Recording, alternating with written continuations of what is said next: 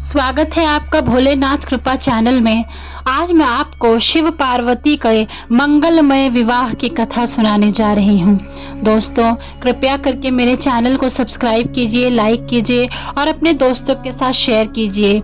जैसे हम सभी को शिव पार्वती विवाह की कथा सावन मास में जरूर श्रवण करना चाहिए। इस दोस्तों, मेरा आपसे निवेदन है, अगर आप कोई भी कथा, चाहे वो रामचरितमानस हो या शिव महापुराण की कथा हो या शिव जी से कोई संबंधित कथा हो, तो उस कथा को आप पूरा सुनिए, बीच में छोड़कर ना जाएं। दोस्तों, जैसे सत्यनारायण कथा में भी लिखा है कि कथा को पूरा सुने, अंत तक सुने, बीच में छोड़कर कथा को नहीं जाना चाहिए। दोस्तों, तो आपसे निवेदन है कि आप ये शिव पार्वती विवाह की कथा को अंत तक सुनिए। दोस्तों, शिव पार्वती विवाह की चर्चा तो हर जगह होती है। भगवान शंकर ने सबसे पहले सती से विवाह किया था। यह विवाह बड़ी कठिन परिस्थितियों में हुआ था, क्योंकि सती के पिता दक्ष इस विवाह के पक्ष में नहीं थे।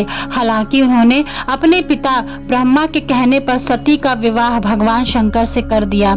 राजा दक्ष द्वारा शंकर जी का अपमान करने के चलते सती माता ने यज्ञ में कूदकर आत्मदाह कर लिया था।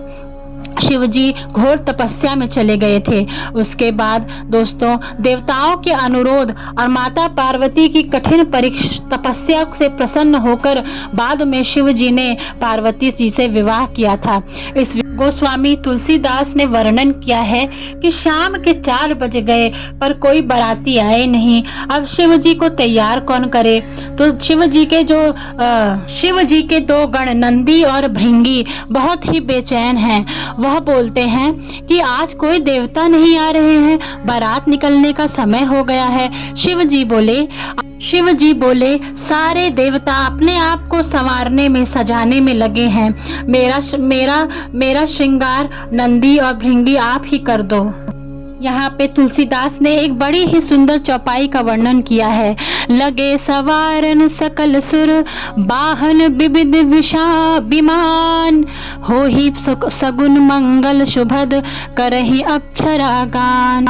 इस चौपाई का अर्थ है कि सभी देवता अपने अपने विमान को सजाने में, संवारने में लगे हुए थे। फिर शंकर जी के गणों ने देखा कि कोई देवता नहीं आ रहे हैं, तो वो लोग बहुत बेचैन हो गए। शिव जी बोले, बेचैन क्यों होते हो?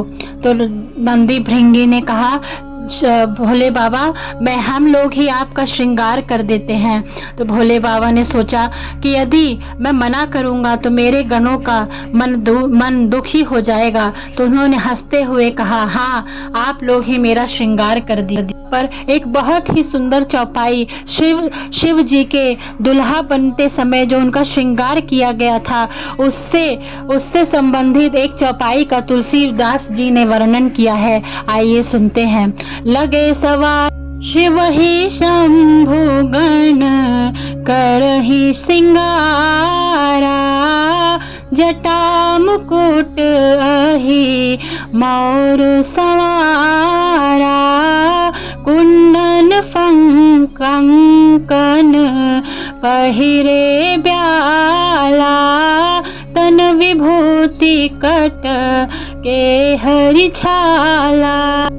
शिव जी का श्रृंगार किया गया सांप से, नरमुंड से, भस्म से, वाघंबर वस्त्र से शिव जी के गणों ने, नंदी और भृंगी ने दुल्हा बना के तैयार किया। जब शिव जी की बारात लेकर चलने लगे तो उनकी बारात में भूत प्रेत बेताल सब मगन होकर नाच रहे थे। भगवान शिव स्वयं नंदी पर विराजमान थे और गले में नाग की माला धारण किए हुए थे। साथ में भगवान विष्णु और ब्रह्मा जी भी देवताओं की टोली लेकर चल रहे थे। त्रिलोक शिव विवाह के आनंद से सब मगन हो रहे थे। हर तरफ शिव जी के जयकारे लग रहे थे। बारात नगर भ्रमण करते हुए देवी पार्वती के पिता हिमवान के द्वार पहुंची। बारात के स्वागत के लिए महिलाएं आरती की थाली लेकर आईं। भगवान शिव की सासू माँ मैना मैया अपने दामाद की आरती उतारने स्वर्ण की थाली लेकर दरवाजे पर पहुंची। भगवान शिव को सामने जब मैना पहुंची तो शिव जी का रूप देखकर चकरा कर गिर गई। उस पर शिव जी ने अपनी और लीला दिखानी शुरू कर दी। शिव जी के नाग ने फुफकार मारना शुरू किया। तेज हवा में शिव जी के वस्त्र अस्त व्यस्त होने लगे। मैना वहीं अचेत होकर गिर गई। मैना को होश आया तो उन्होंने शिव के साथ अपनी सुकुमारी कन्या देवी पार्वती का विवाह करने से मना कर दिया। मैना ने कहा कि देवी पार्वती सुकुमारी को पाघंबरधारी भस्मधारी मसानी को नहीं दे सकती। माता को व्याकुल देख पार्वती समझ गईं कि यह सब शिव लीला के कारण हो रहा है। देवी पार्वती ने कहा कि हे माता और पिताजी, आप मुझे शिव जी से मिलने की आज्ञा दें और आपको शिव उसी रूप में मिलेंगे जैसा आप चाहते हैं। माता पिता से आज्ञा लेकर देवी पार्वती जनवासे में गईं, जहां शिव जी विराजमान थे। देवी पार्वती भगवान शिव से बोली कि हे प्रभु, आप अपनी लीला समेटिए। मेरी माता आपका मसानी रूप देखकर व्याकुल हो रही हैं और आपसे मेरा विवाह नहीं करवाना चाहती। हर माता की तरह उनकी भी इच्छा है उनका दामाद सुंदर और मनमोहक हो, इसलिए आप अपने दिव्य रूप में प्रकट हो जाइए। देवी पार्वती की मनोदशा समझकर शिव जी ने अपनी लीला समेट ली और भगवान विष्णु और चंद्रमा ने मिलकर भगवान शिव को दुल्हे के रूप में तैयार किया।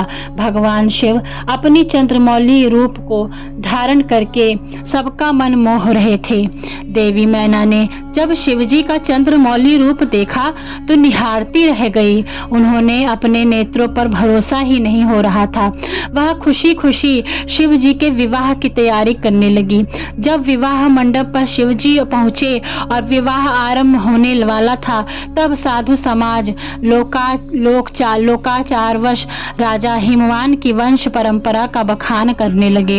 इसके बाद शिव जी से कहा गया कि उनकी वंश परंपरा क्या है, इसका बक कीजिए। शिव जी की ओर से कोई उनके वंश के बारे में बता ही नहीं रहा था। इस पर वहां स्थित समाज यह कहने लगा कि यह कैसा दुल्हा है जिसका वंश ही नहीं है, इनके माता पिता का पता ही नहीं है। ऐसे में नारद जी वहां सभा में सभी को संबोधित करके शिव जी की वंश परंपरा के बारे में बताने लगे। नारद जी ने कहा कि भगवान भोलेनाथ अजन्मा है, यह जगत के पिता हैं, इनका कोई पिता नहीं है। ब्रह्मा और विष्णु जी को भी इन्होंने ही प्रकट किया है, इसलिए ब्रह्मा और विष्णु जी भी इनकी उत्पत्ति और वंश के बारे में बताने में सक्षम नहीं है। नारद जी के वचनों को सुनकर सभी जन समुदाय भोलेनाथ का जय जयकार करने लगे। फिर ब्रह्मा जी पुरोहित बने और देवी पार्वती की ओर से भगवान विष्णु उनके भाई बने और शिव जी का विवाह संपन्न हुआ। ऐसी मान्यता है कि उत्तराखंड में स्थित त्रियोगी नारायण मंदिर ही वह स्थान है जहां पर भगवान शिव और देवी पार्वती का विवाह हुआ था और शिव पार्वती ने फेरे लिए थे। यहाँ आज भी वह अग्नि प्रज्वलित है जिसके चारों तरफ शिव और पार्वती जी ने फेरे लिए थे। मंगलम भगवान विष्णु मंगलम गरुणध्वजः मंगलम कुंडलीकाक्षाय मंगलाय तनोहरि। ओम नमः शिवाय।